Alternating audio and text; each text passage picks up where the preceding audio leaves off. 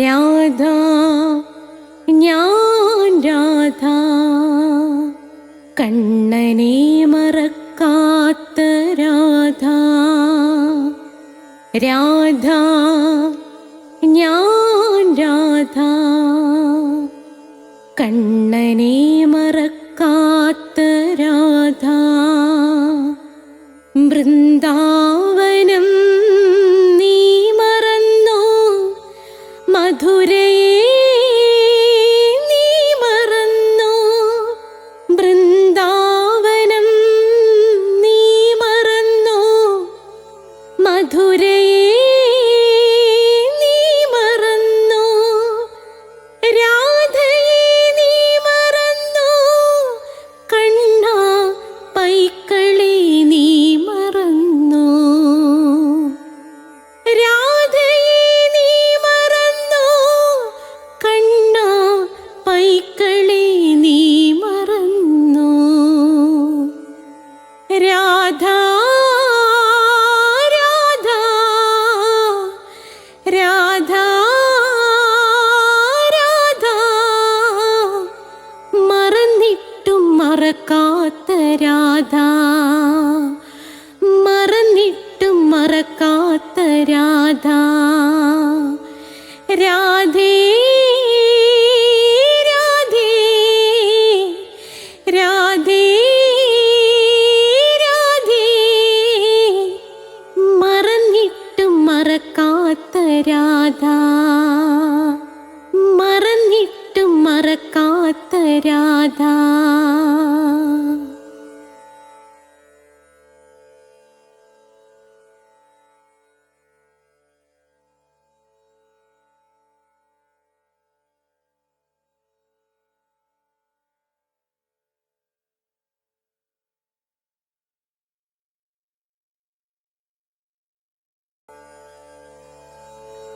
രാധ ഞാൻ രാധ കണ്ണനെ മറക്കാത്ത രാധ.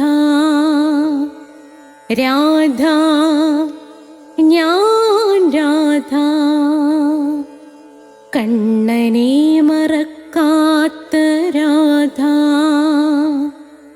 വൃന്ദാവനം നീ മറന്നോ, മധുരയെ നീ മറന്നോ. വൃന്ദാവനം നീ മറന്നോ, മധുരയെ നീ മറന്നോ. രാധേ രാധേ ഓ രാധേ രാധേ രാധേ രാധേ ഓ രാധേ രാധേ രാധേ രാധേ ഓ രാധേ രാധേ രാധേ രാധേ ഓ രാധേ രാധേ. രാധേ രാധേ എന്ന ചാനലിലെ ശ്രീബുദ്ധനിലേക്ക് എല്ലാവർക്കും സ്വാഗതം. 21ാമത്തെ എപ്പിസോഡാണ്. ഈ എപ്പിസോഡോടുകൂടി ശ്രീബുദ്ധൻ സമ്പൂർണ്ണമാവുകയാണ്. എങ്കിലും ശ്രീബുദ്ധൻ ഇടയ്ക്കൊക്കെ ശ്രീബുദ്ധൻ്റെ കൊച്ചു കൊച്ചു കാര്യങ്ങളുമായിട്ടൊക്കെ ഞാൻ തീർച്ചയായിട്ടും വരും. അപ്പോൾ ഇതിനു മുമ്പുള്ള എപ്പിസോഡ് കാണേണ്ടവർ പ്ലേലിസ്റ്റ് എടുത്താൽ മതി, അതിനകത്തുണ്ട്. അതേ കണക്ക് സ്പോക്കൺ ഇംഗ്ലീഷ് ഉണ്ട്. ഇംഗ്ലീഷ് സംസാരിക്കാൻ ആഗ്രഹിക്കുന്നവർക്ക് അത് കാണാം. ഓരോ നക്ഷത്രങ്ങൾ ജ്യോതിഷമുണ്ട്. ഒരു നക്ഷത്രത്തിൽ ജനിച്ചവരുടെ ഫലം, മാസത്തിൽ ജനിച്ചവരുടെ ഫലം, അത് കാണുക. എന്തെങ്കിലും സംശയം ഉണ്ടെങ്കിൽ ഡിസ്ക്രിപ്ഷൻ ബോക്സിൽ എൻ്റെ നമ്പറുണ്ട്. 9645339999 എന്നതാണ്. അഷ്ടാവക്ര ഗീത നിങ്ങൾ കേൾക്കുക. ഒരിടത്തൊരിടത്തൊരു അച്ഛനുണ്ടായിരുന്നു. ഹേയ് അച്ഛാ പ്ലീസ് മകളെ ഒന്ന് കെട്ടിപ്പിടിക്കൂ. ഇത് നിങ്ങൾ കേൾക്കണം. നമ്മുടെ ജീവിതത്തിൽ സമാധാനം ഉണ്ടാകാൻ വളരെയധികം സഹായിക്കും. അപ്പോൾ നമുക്ക് പ്രാർത്ഥിച്ചിട്ട് തുടങ്ങാം. ഓം മഹാഗണപതയേ നമഃ. ഓം മണിപത്നേ ഹും. ഓം രാധായേ സ്വാഹ.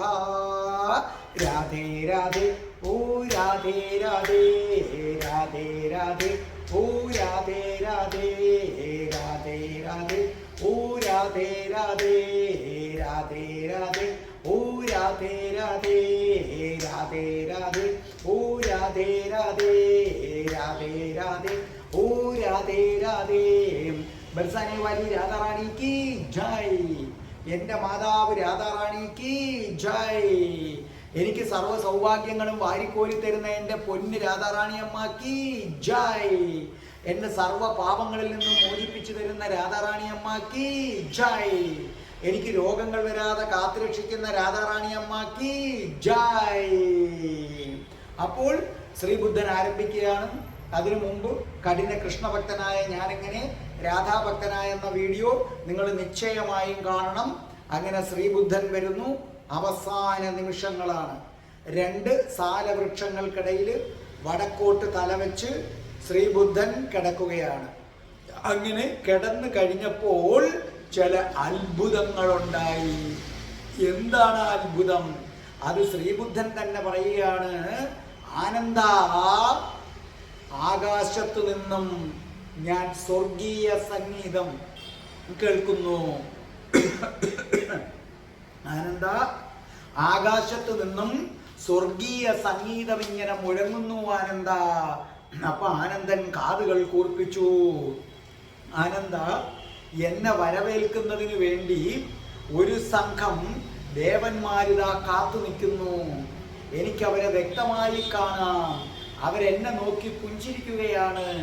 ഒരു പറ്റം ദേവന്മാര് കാത്തു നിൽക്കുകയാണ്. ആനന്ദ, ഭൂമിയിലും ആകാശത്തുമുള്ള ആത്മാക്കള് വളരെ പെട്ടെന്ന് ഞാൻ പോവുകയാണല്ലോ ഈ ഭൂമിയിൽ നിന്ന്. എത്രയും പെട്ടെന്ന് ഞാൻ പോകും, ഞാൻ നിര്യാതനാകും. വളരെ വേഗം തന്നെ ഈ ലോകത്തിൻ്റെ കണ്ണ് കാണാതെയാകും എന്ന് പറഞ്ഞുകൊണ്ട് ആത്മാക്കള് മുടി അഴിച്ചിട്ടിട്ട് ഭയങ്കരമായിട്ട് വിലപിക്കുകയാണ് ആനന്ദ. അവർ നെഞ്ചത്തടിച്ച് നിലവിളിക്കുന്നത് എനിക്ക് നല്ല വ്യക്തമായി കാണാം. ആ സമയം വസന്തകാലമല്ല. എന്നിട്ട് കൂടി സാലവൃക്ഷങ്ങൾ എന്ത് ചെയ്തു? ആ ശ്രീബുദ്ധന്റെ മേർക്ക് പൂക്കൾ ഇങ്ങനെ ചുരിഞ്ഞു. ബുദ്ധൻ വന്ന് കിടക്കുന്ന സമയത്ത് ഒറ്റ പൂക്കൾ പോലുമില്ല. പക്ഷേ ബുദ്ധൻ വന്ന് കിടന്നു കഴിഞ്ഞപ്പോൾ ആ സാലവൃക്ഷങ്ങൾ നിറയെ പുഷ്പങ്ങൾ വന്നു. ആ പുഷ്പങ്ങൾ അടർന്ന് ശ്രീബുദ്ധന്റെ പുറത്തേക്ക് വീഴാൻ തുടങ്ങി. അപ്പോൾ ബുദ്ധൻ പറഞ്ഞു, നോക്കൂ ആനന്ദ, എല്ലാവരും കേൾക്കുക. എൻ്റെ മരണശേഷം ബുദ്ധ ഭിക്ഷുക്കള് ആദരസൂചകമായി സന്ദർശിക്കേണ്ടത് എവിടെയെന്ന് ഞാൻ പറയാൻ പോവുകയാണ്. ഭിക്ഷുക്കൾ മാത്രമല്ല, എന്നെ സ്നേഹിക്കുന്ന ആരും അവർ 1 എൻ്റെ ജന്മസ്ഥലം, ബുദ്ധൻ്റെ ജന്മസ്ഥലം. 2 എനിക്ക് ബോധോദയം കിട്ടിയ സ്ഥലം സന്ദർശിക്കണം. 3 ധർമ്മ സംസ്ഥാപനം നടന്ന സ്ഥലം സന്ദർശിക്കണം. 4 ബുദ്ധൻ തൻ്റെ ശരീരം വെടിഞ്ഞ സ്ഥലം സന്ദർശിക്കണം. എന്നിൽ പൂർണ്ണമായ വിശ്വാസത്തോടെ ഈ സ്ഥലങ്ങൾ ആരാണോ സന്ദർശിക്കുന്നത് അവർ ആ തീർത്ഥയാത്രയ്ക്കിടയിൽ മരിച്ചു പോവുകയാണെങ്കിൽ കൂടി ഭൗതിക ശരീരം ക്ഷയിച്ചു പോകുന്നതോടുകൂടി സന്തോഷപൂർണമായ സ്വർഗരാജ്യത്ത് പുനർജനിക്കുക തന്നെ ചെയ്യുമാനന്ദ. ഭിക്ഷുക്കളെല്ലാം അത് കേട്ടുകൊണ്ട് ഭയഭക്തി ബഹുമാനങ്ങളോടെ നിന്നു. ഈ 4 സ്ഥലം ഈ വീഡിയോ കേട്ടുകൊണ്ടിരിക്കുന്നവരായാലും നിങ്ങൾ ഈ 4 സ്ഥലത്ത് പോകുമെങ്കിൽ ബുദ്ധൻ നിങ്ങൾക്ക് സ്വർഗപ്രാപ്തി വാഗ്ദാനം ചെയ്യുന്നു. മോക്ഷം അവനവൻ സ്വയം കണ്ടെത്തണം. അത് ധർമ്മപദത്തിലൂടെ ബുദ്ധൻ തന്നെ പറഞ്ഞു തരുന്നു മോക്ഷത്തിലേക്കുള്ള വഴി. പക്ഷെ ഈ 4 സ്ഥലത്ത് പോയാൽ ഉറപ്പായിട്ടും നിങ്ങൾക്ക് സ്വർഗരാജ്യം ഉണ്ടാകും. ആനന്ദ, എൻ്റെ ശേഷക്രിയ സാധാരണ ശിഷ്യന്മാര് ചെയ്യും. നീ അതിന് കാത്തു നിൽക്കാതെ എത്രയും വേഗം ബോധപ്രാപ്തിക്ക് വേണ്ടി നീ ശ്രമിക്കുകയാണ് ചെയ്യേണ്ടത് ആനന്ദ. അല്ലാതെ നീ എൻ്റെ അടുക്കൽ ഇങ്ങനെ നിൽക്കേണ്ട ആവശ്യമില്ല. ഈ സമയം ആനന്ദൻ എന്ത് ചെയ്തു? മഠത്തിനടുത്ത വാതിലിൽ ഇങ്ങനെ ചാരി നിന്നുകൊണ്ട് വിതുമ്പിക്കരഞ്ഞു. അവിടെ നിന്ന് പോയിട്ട് ബുദ്ധന്റെ അടുക്കൽ നിന്നങ്ങ് നടന്നു പോയിട്ട് ഈ സമയം ആനന്ദൻ എന്ത് ചെയ്തു? മഠത്തിന്റെ അടുക്കൽ ചെന്നിട്ട് വിതുമ്പി കരയാൻ തുടങ്ങി. അപ്പൊ ഇച്ചിരി കഴിഞ്ഞിട്ടും ആനന്ദനെ കാണുന്നില്ല. അപ്പം മറ്റ് ശിഷ്യന്മാരോട് ബുദ്ധൻ ചോദിച്ചു, ആനന്ദൻ എവിടെ? കാരണം ബുദ്ധന് ഏറ്റവും പ്രിയപ്പെട്ട ശിഷ്യനാണ് ആനന്ദൻ. അവര് പോയി ആനന്ദനെ വിളിച്ചു കൊണ്ടുവന്നു. ആനന്ദൻ ഇങ്ങനെ കരയുകയാണ്. ശ്രീബുദ്ധൻ പറഞ്ഞു, മതി ആനന്ദ, മതി. ഇനിയും നീ വിഷമിക്കാതിരിക്കൂ, കരയരുത്. ബന്ധുക്കളെ വിട്ട്, പരിചയമുള്ളവരെ വിട്ട് നമ്മൾ ഓരോരുത്തരും യാത്രയാകേണ്ടി വരുമെന്ന് എത്ര തവണ ഞാൻ നിന്നോട് പറഞ്ഞു തന്നു ആനന്ദ. ജനിക്കുകയും വളരുകയും ചെയ്യുന്ന ആരും നശിക്കും. അത് മനുഷ്യനാകട്ടെ, മൃഗമാകട്ടെ, വൃക്ഷലതാദികളാകട്ടെ. ആനന്ദ, നീ എന്നെ സ്നേഹത്തോടെ ശുശ്രൂഷിച്ചു. നോക്കൂ, നിനക്ക് നിശ്ചയമായും ജ്ഞാനപ്രാപ്തി കിട്ടും. മറ്റുള്ളവരുടെ മുമ്പിൽ വെച്ച് ആനന്ദന്റെ കർത്തവ്യബോധത്തെ ശ്രീബുദ്ധൻ പ്രശംസിച്ചു. എന്നിട്ട് ശ്രീബുദ്ധൻ പറഞ്ഞു, ആനന്ദ, കുശിനാര ഗ്രാമത്തിൽ പോയി അവിടെയുള്ള ജനങ്ങളായ മല്ലാന്മാരോട് എൻ്റെ അന്ത്യം അടുത്തിരിക്കുന്നു എന്നറിയിക്കണം. കാരണം അവരുടെ സ്വന്തം ഗ്രാമത്തിൽ വെച്ച് ഞാൻ ഇഹലോകവാസം വെടിയുമ്പോൾ അന്ത്യനിമിഷങ്ങളിൽ എന്നെ കാണാൻ കഴിഞ്ഞില്ലല്ലോ എന്ന ആത്മനിന്ദ അവർക്കുണ്ടാകരുത്. കാരണം അവരെല്ലാം എന്നെ ആത്മാർത്ഥമായി സ്നേഹിക്കുകയും എന്നിൽ വിശ്വസിക്കുകയും ചെയ്യുന്നതാണ്. ആനന്ദൻ അവരുടെ അടുക്കിലേക്ക് പോയി കുശിനരയിലെ മല്ലന്മാരോട് കാര്യങ്ങൾ പറഞ്ഞു. അവരപ്പോഴും തന്നെ പൊട്ടിക്കരയാൻ തുടങ്ങി. അവരെല്ലാവരും കരഞ്ഞ് നിലവിളിച്ചുകൊണ്ട് മല്ലാന്മാരും യുവതികളും യുവാക്കളും കുട്ടികളും ദുഃഖിതരായെത്തി. ആനന്ദൻ അവരെ ഓരോരുത്തരെയും അവരുടെ കുടുംബ പേര് സൂചിപ്പിച്ചുകൊണ്ട് പരിചയപ്പെടുത്തി. അപ്പോൾ രാത്രിയുടെ 1-ാം യാമമായിരുന്നു. രാത്രിയുടെ 1-ാം യാമം. ആ സമയത്ത് ബുദ്ധന്റെ ആസന്നമായ മരണവാർത്ത അറിഞ്ഞ ഒരാൾ എത്തിച്ചേർന്നു. അയാളുടെ പേര് സുബന്ധൻ എന്നാണ്. അയാളൊരു നാടോടിയാണ്. അയാൾ പറഞ്ഞു, എനിക്കൊരു സംശയം നിവർത്തിക്കണം, ശ്രീബുദ്ധനെ കാണണം. അപ്പൊ ബുദ്ധന്റെ ശിഷ്യന്മാര് തടഞ്ഞു. പറ്റില്ല, അദ്ദേഹം അവശ്യ നിലയിലാണ്, ഇപ്പൊ കാണാൻ പറ്റില്ല. ഈ ശബ്ദം കേട്ടുകൊണ്ട് ശ്രീബുദ്ധൻ പറഞ്ഞു, അയാളെ കടത്തിവിടൂ. അയാൾ വന്നിട്ട് ബുദ്ധനോട് പറഞ്ഞു, എനിക്കൊരു സംശയം തീർക്കാനുണ്ട്. അപ്പൊ ബുദ്ധൻ ചോദിച്ചു, എന്താണ്? നിഗന്ധനാഥ പുത്ത സരിപുത്തന്റെയും മൊഗല്ലാനയുടെയും ആദ്യകാല ഗുരു സഞ്ജയൻ, ഇവർ ഇത്രയും പേരും യഥാർത്ഥത്തിൽ ജ്ഞാനോദയം ലഭിച്ചവരാണോ? അപ്പൊ ബുദ്ധൻ പറഞ്ഞു, സുബന്ധ, മഹത്തായ 108 ആര്യമാർഗങ്ങൾ സന്യാസ പദവിയുടെ 4 ഘട്ടങ്ങളിൽ ഒന്നിൽ പോലും ആചരിക്കാത്തവർ ഒരിക്കലും മോക്ഷപ്രാപ്തി ലഭിച്ചവരല്ല. ഇങ്ങനെ 108 ആര്യമാർഗങ്ങൾ ഇവർ ചെയ്തിട്ടില്ല. അതുകൊണ്ട് തന്നെ അവർക്ക് ജ്ഞാനസിദ്ധി വന്നിട്ടില്ല. അതോടെ സുബന്ധൻ ബുദ്ധന്റെ ശിഷ്യനായി മാറുകയും അദ്ദേഹത്തിന് നിർവാണ അവസ്ഥ ലഭിക്കുകയും ചെയ്തു. അങ്ങനെ ബുദ്ധനാൽ മതം മാറ്റപ്പെട്ട അവസാനത്തെ ആളിന്റെ പേരാണ് സുബന്ധൻ. സുബന്ധനാണ് ബുദ്ധനാൽ ഏറ്റവും ഒടുവിൽ മതം മാറ്റം പെട്ടത്. അപ്പോൾ തൻ്റെ ശിഷ്യന്മാരെ അദ്ദേഹം സംബോധന ചെയ്തുകൊണ്ട് 3 പ്രാവശ്യം ബുദ്ധൻ ഇങ്ങനെ പറഞ്ഞു. എന്താണ് സാക്ഷാൽ ശ്രീബുദ്ധൻ പറഞ്ഞത്? നോക്കൂ, ബുദ്ധനെയോ, ബുദ്ധന്റെ സിദ്ധാന്തത്തെയോ, ബുദ്ധന്റെ മാർഗത്തെയോ, എൻ്റെ സമ്പ്രദായത്തെയോ കുറിച്ച് നിങ്ങളുടെ മനസ്സിൽ സംശയം അല്പമെങ്കിലും ഉണ്ടാകാം, ആശങ്കകൾ ഉണ്ടാകാം. തുറന്നു ചോദിക്കുക. ഗുരു നിങ്ങളുടെ മുമ്പിൽ ഉണ്ടായിരുന്നിട്ടും ഞങ്ങൾ അദ്ദേഹത്തോട് ഇത് ചോദിച്ചില്ലല്ലോ എന്ന് സ്വയം നിങ്ങൾ അധിക്ഷേപിക്കാൻ ഇടവരരുത്. നിങ്ങൾക്ക് ചോദിക്കാം, എന്നെക്കുറിച്ചുള്ള സംശയം, ഞാൻ പറഞ്ഞ സിദ്ധാന്തങ്ങളെ കുറിച്ചുള്ള സംശയം, ഈ പ്രപഞ്ച രഹസ്യത്തെക്കുറിച്ചുള്ള സംശയം, എന്തും ചോദിക്കാം. കാരണം എനിക്ക് വിട വാങ്ങാനുള്ള സമയമായി. ശിഷ്യന്മാർ വിതുമ്പി കരഞ്ഞു. അവർക്കൊന്നും ചോദിക്കാനില്ല. ആനന്ദൻ പറഞ്ഞു, എന്തത്ഭുതം! ആർക്കും ഒന്നും ചോദിക്കാനില്ല. ആനന്ദ, ആർക്കും സംശയമില്ല. എല്ലാവരും ദുരിതപൂർണമായ പുനർജന്മത്തിൽ നിന്ന് മുക്തരാകും. ആനന്ദ, പുനർജന്മത്തിൽ ഒരിക്കലും ചെന്ന് പെടരുത്. ദുരിതമാണത്. അതിൽ നിന്ന് മോചനം പ്രാപിക്കുന്നവനാണ് യഥാർത്ഥ മനുഷ്യൻ. ആനന്ദ, എന്റെ തോണി എത്തിച്ചേർന്നിരിക്കുന്നു. എന്റെ ജീവിതയാത്ര മനോഹരമായ ഒന്നായിരുന്നു. ഇനി ഒരിക്കലും ഞാൻ നിങ്ങൾക്ക് ഭൗതികമായി ലഭ്യനായിരിക്കില്ല ആനന്ദ. എനിക്ക് പോകാൻ സമയമായി ആനന്ദ. ആനന്ദൻ വിതുമ്പിക്കരഞ്ഞു. കൂടെ നിന്ന ബുദ്ധഭിക്ഷുക്കളും വിതുമ്പിക്കരഞ്ഞു. അവർക്ക് സങ്കടം സഹിക്കാൻ വയ്യ. ആനന്ദൻ പറഞ്ഞു, ഭഗവാനെ, ഭഗവാനെ, അങ്ങ് ഞങ്ങളെ ഇട്ടിട്ട് പോവുകയാണോ? ഞങ്ങളെ അനാഥരാക്കിയിട്ട് പോവുകയാണോ? ഞങ്ങൾക്കിനി ആരാണുള്ളത് ഭഗവാനെ? ബുദ്ധൻ പുഞ്ചിരിച്ചുകൊണ്ട് പറഞ്ഞു, ദുഃഖിക്കാതിരിക്കുക. കാരണം ഞാൻ നിങ്ങളെ പഠിപ്പിച്ചത് തന്നെ ഇതാണ്. തുടങ്ങുന്നതെല്ലാം തന്നെ അവസാനിക്കും ആനന്ദ. എൻ്റെ മരണത്തിലൂടെയും ഞാനത് നിങ്ങളെ പഠിപ്പിക്കുന്നു. ഞാൻ എൻ്റെ ജീവിതം തുടങ്ങി, ഞാനിതാ അവസാനിക്കാൻ തുടങ്ങുന്നു.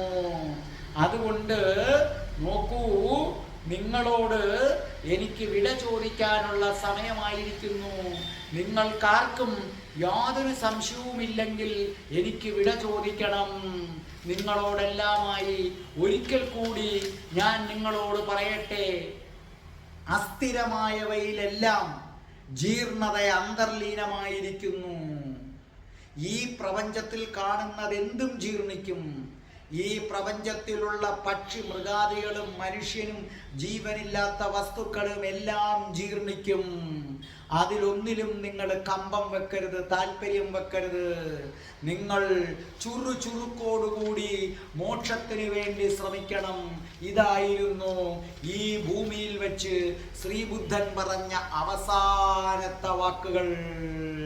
ബുദ്ധൻ വൃക്ഷത്തിന്റെ ചുവട്ടിൽ അടഞ്ഞ മിഴികളുമായിരുന്നു. ശരീരത്തിൽ നിന്ന് പുറത്തു കടക്കാൻ പോവുകയാണ്.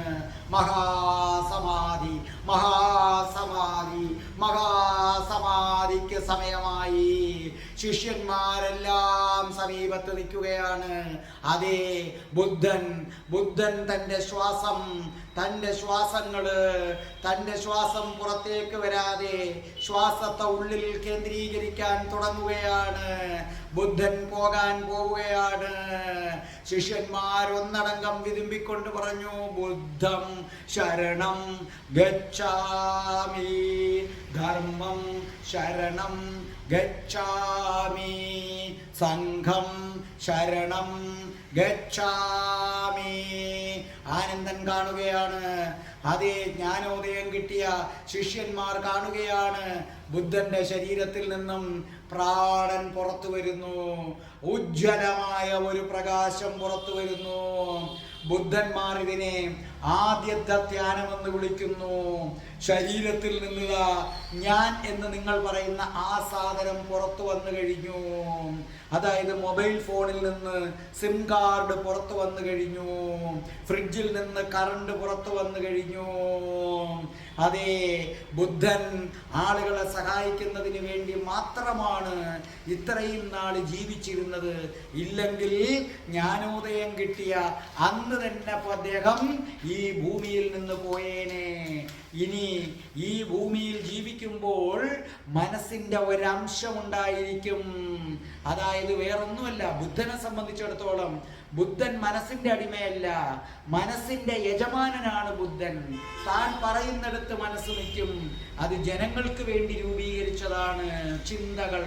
ആ ചിന്തകളാണ് പകർന്നു തരുന്നത്. നമ്മളൊക്കെ ചിന്തകൾക്ക് അടിമയാണ്. ബുദ്ധൻ അതല്ല.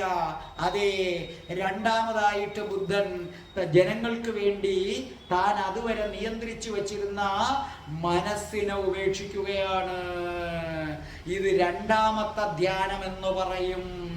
ഇനി എനിക്ക് മനസ്സിനെ വേണ്ട. മൂന്നാമതായിട്ട് ഹൃദയം ഉപേക്ഷിക്കാൻ പോവുകയാണ്. ഇതുവരെ ഹൃദയം അത്യാവശ്യമാണ്. ഹൃദയത്തിലൂടെയാണ് പ്രവർത്തിച്ചു കൊണ്ടിരുന്നത്.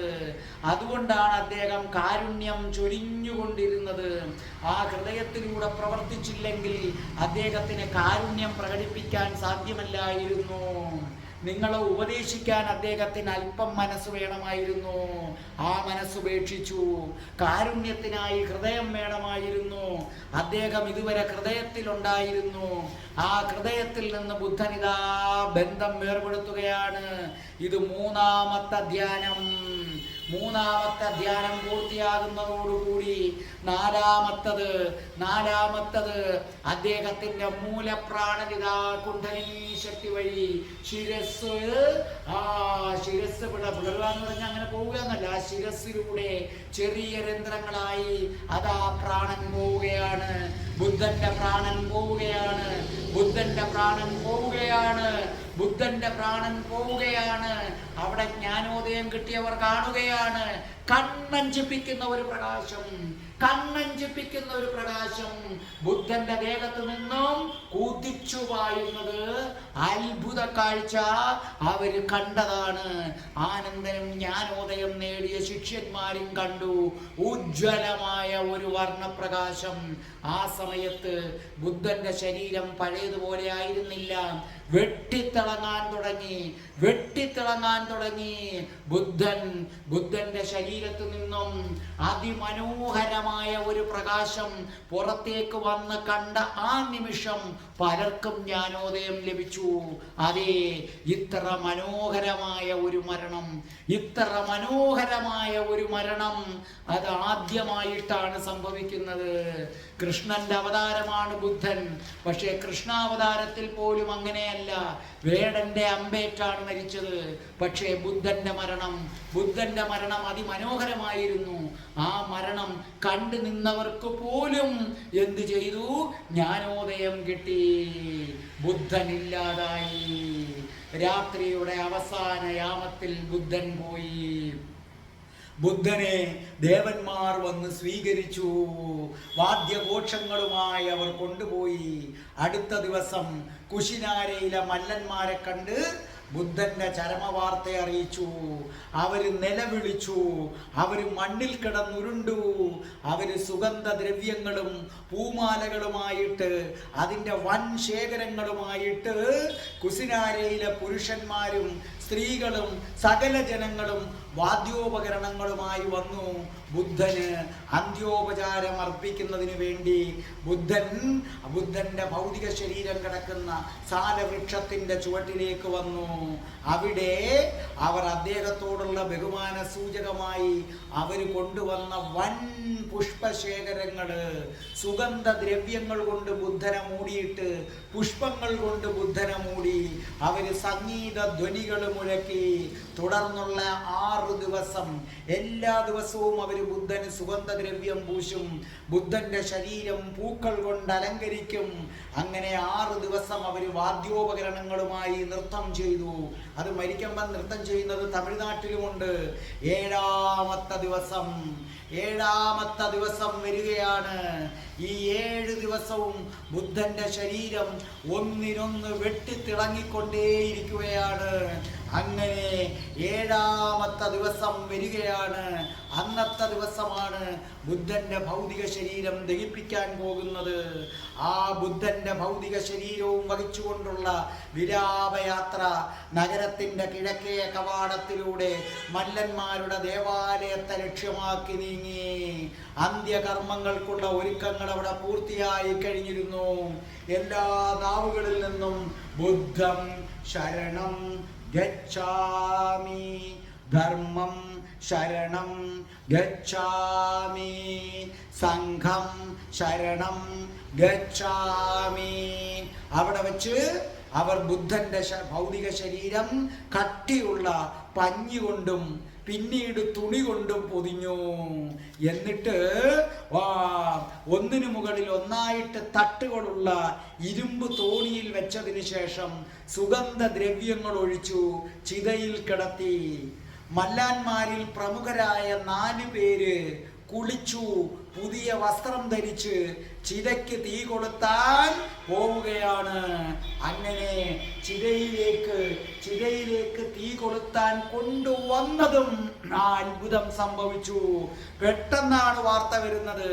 ആദരണീയനായ മഹാകസവനും 500 സഹോദരന്മാരും അപ്പോൾ പാവായിൽ നിന്നും കുശിനാരയിലേക്ക് പുറപ്പെട്ടു.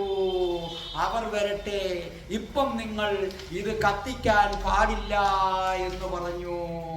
അവർ മഹാകശ്യപന് വേണ്ടി യാത്ര കാത്തിരുന്നു. ഈ സമയത്ത്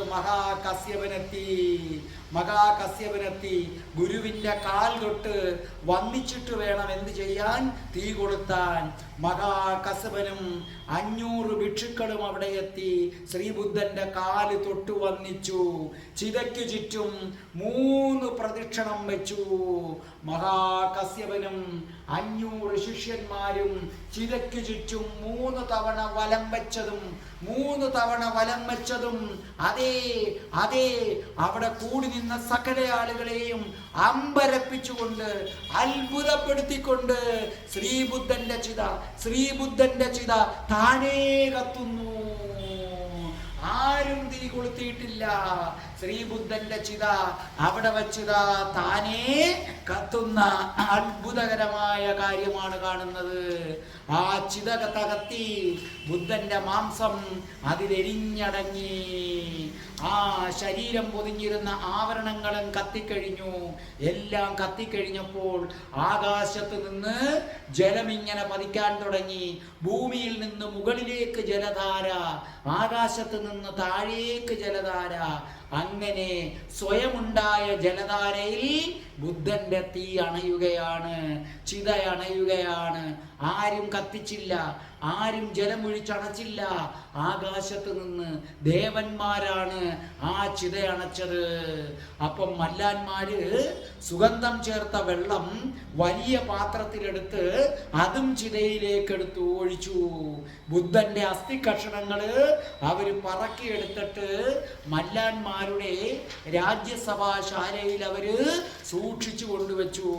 അതിനു ചുറ്റും അവര് കുന്തങ്ങളും അമ്പുകളും വില്ലുകളും ഒക്കെ ഇടകലർത്തി ഒരു കോട്ട പോലെ പണിഞ്ഞു. എന്നിട്ട് വാദ്യമേളവും നൃത്തവും സംഗീതവും പുഷ്പദ്രവ്യങ്ങളും സുഗന്ധദ്രവ്യങ്ങളും ഒക്കെ ആയിട്ട് 7 ദിവസം അവരത് തുടർന്നുകൊണ്ടേയിരുന്നു. അങ്ങനെ 7 ദിവസം അവർ ബുദ്ധന് ആദരാഞ്ജലികൾ അർപ്പിച്ചു. ഈ വാർത്തയറിഞ്ഞ് അജാതശത്രു വൈശാലിയിലെ കപിലവസ്തുവിലെ ചില ശാക്യന്മാര്, അളകപ്പയിലെ ബുള്ളികള്, രാമഗമയിലെ കോളിയന്മാര്, വേദദ്വീപിലെ ആൾക്കാര്, ഇവര് കുസിനാരിയിലെ മല്ലന്മാര്, ഇവരെല്ലാവരും കൂടെ വന്നു.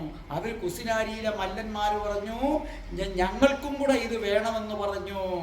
അപ്പോൾ അതിൻ്റെ മേലൊരു സ്മാരകം ഞങ്ങൾക്ക് പണിയണമെന്ന് പറഞ്ഞു. അപ്പോൾ ഇവരാദ്യം അത് സമ്മതിച്ചില്ല.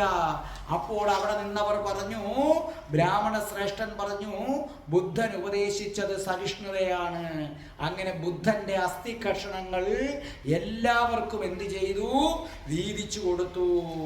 സകലതും കഴിഞ്ഞപ്പോൾ അവകാശമുന്നയിച്ച പിപ്പലീവനത്തിലെ മോറിയന്മാര് അവര് കെട്ടടങ്ങിയ ചിതയ്ക്ക് മുകളിൽ തന്നെ സ്മാരകം പണിഞ്ഞു.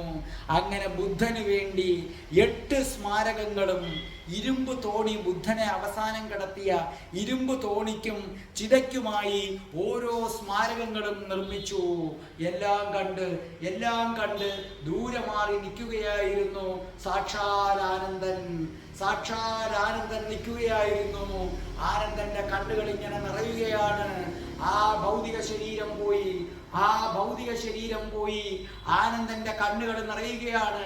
ആനന്ദൻ നടന്ന് ബുദ്ധന്റെ ഈ ഭൗതിക ശരീരം വെടിഞ്ഞ സാലവൃക്ഷത്തിന്റെ ചുവട്ടിൽ വന്നു നിന്നു. അപ്പോൾ ആനന്ദൻ കേൾക്കുകയാണ് ആ വിളി, ആനന്ദ, ദുഃഖിക്കരുതെന്ന് ഞാൻ പറഞ്ഞിട്ടില്ലേ? നിനക്ക് ബോധോദയം കിട്ടാൻ സമയമായി. നീ എൻ്റെ പ്രിയപ്പെട്ട ശിഷ്യനാണ്. ജ്ഞാനോദയത്തിനായി കണ്ണുകൾ അടയ്ക്കൂ. 4 പാടും നോക്കി ഇത് എവിടെ നിന്നാണ് വരുന്നത്? അസാമാന്യമായ ഒരു തേജപുഞ്ചത്തെ കണ്ടു. രണ്ട് കൈകൂപ്പി വണങ്ങി വീണ്ടും പറഞ്ഞു, ആനന്ദ ആനന്ദ, നിനക്ക് ജ്ഞാനോദയം കിട്ടണം, അതിനുശേഷം വേണം എനിക്ക് വടക്കയാത്ര. നീ ജ്ഞാനോദയത്തിനായി കണ്ണുകളടയ്ക്കൂ, കണ്ണുകളടയ്ക്കൂ. ആനന്ദൻ കണ്ണുകളടച്ചു, ആനന്ദൻ കണ്ണുകളടച്ചു. നിമിഷങ്ങൾക്കുള്ളിൽ ആനന്ദന് ജ്ഞാനോദയമുണ്ടായി. ആ ഉജ്ജ്വല പ്രകാശം മറ്റൊരു ലോകത്തേക്ക് യാത്രയായി. പ്രപഞ്ചം കണ്ട ഏറ്റവും സത്യസന്ധനായ ദൈവം.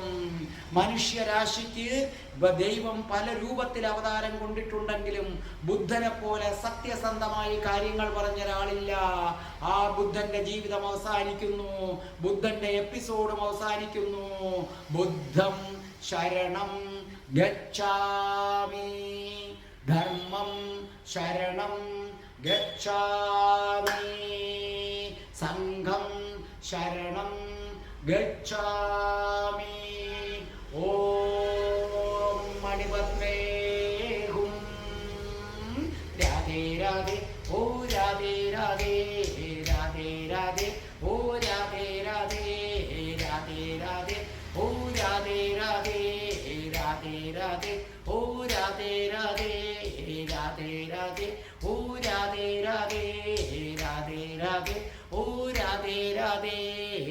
ഓം ശ്രീം ഹ്രീം ക്ലീം ഐം രാം രാസേശ്വരി രാധികായേ സ്വാഹ.